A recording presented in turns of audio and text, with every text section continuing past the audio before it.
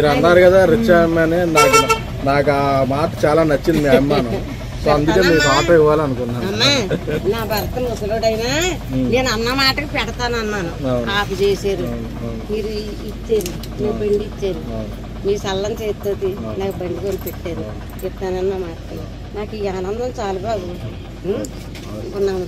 బాబు నా వ్యవసాయ కూడా పోసుకొని మీరు అందరూ చల్లగా ఉంటే మీ నీళ్ళలో నేను బతికేస్తాను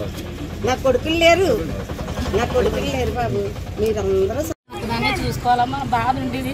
ఇప్పుడు లైఫ్ లాంగ్ ఆవిడ ఎన్ని రోజులు ఉంటే అన్ని రోజులు నా ఆటో నా కొడుకు ఇచ్చాడు